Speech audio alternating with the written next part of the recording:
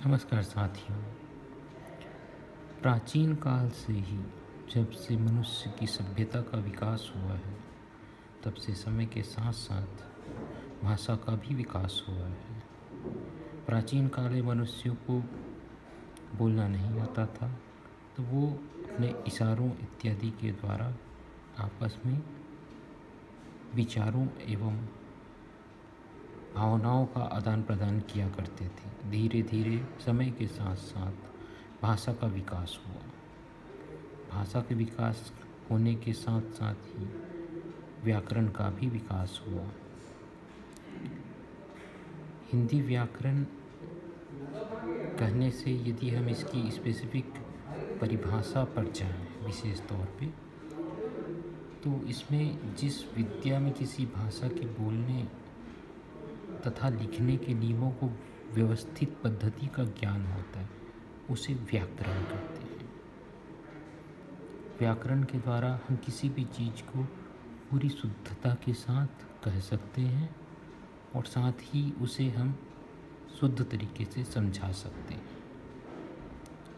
भाषा का कोई एक निश्चित पैमाना नहीं होता जिस पर उसे रखा जाए, लेकिन व्याकरण के द्वारा हम उसे विभिन्न पैमानों पर रख सकते हैं, जिससे उसका अर्थ हमें ठीक तरह से समझ आ सके।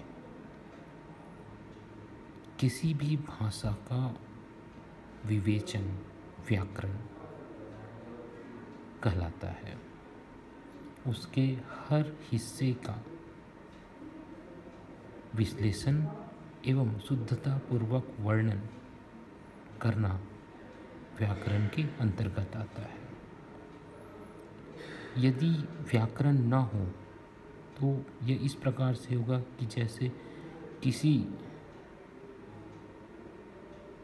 विस्तृत समझाए हुए स्थान पर बिना किसी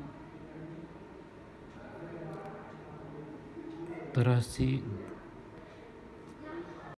शब्दों को बिखरा दिया गया हो, और जिसे जो भी व्यक्ति सामने दृश्य होगा वह अपने आधार पर उन शब्दों और वाक्यों को निर्धारित करे, जिससे कभी कभी एक ही बात के कई अर्थ निकल सकते हैं।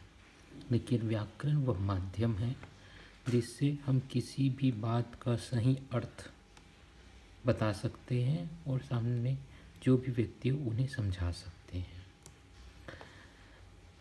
एक सवाल आता है कि हमें व्याकरण की आवश्यकता क्यों होती है। वस्तुतः व्याकरण एक ऐसा माध्यम है जो शब्दों के बीच एक संबंध का निर्धारण करता है। कोई भी मनुष्य शुद्ध भाषा का पूर्ण ज्ञान व्याकरण के बिना नहीं कर सकता। भाषा और व्याकरण का प्राचीन काल से ही आपस में घनिष्ठ संबंध है। व्याकरण के विभाग 3 प्रकार के हैं। पहला है वर्ण विचार, जिसमें वर्णों के उच्चारण, रूप, आकार, भेद आदि के संबंध का अध्ययन होता है।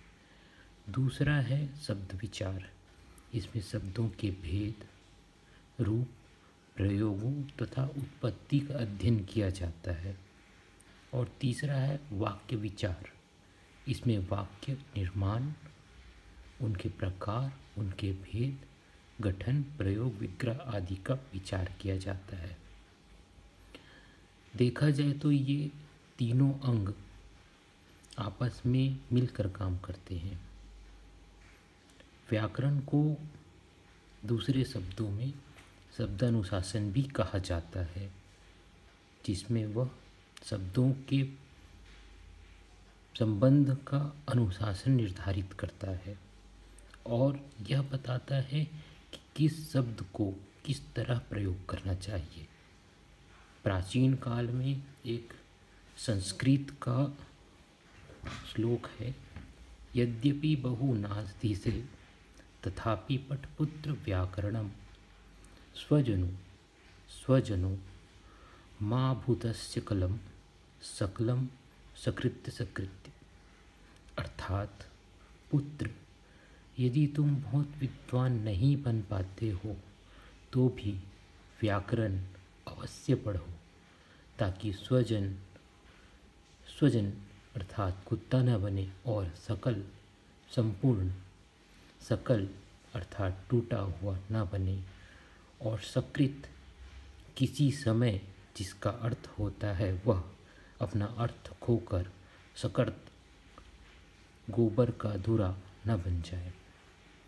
मित्रों, यह बात समझने की है कि मनुष्य और पशुओं में जो भाषा का अंतर होता है वह अंतर व्याकरण के प्रयोग से और भी अपने चमत्कृत रूप में आता है और मानव सभ्यता के विकास के निर्धारण हेतु अपनी एक अग्रणी भूमिका का वहन करता है।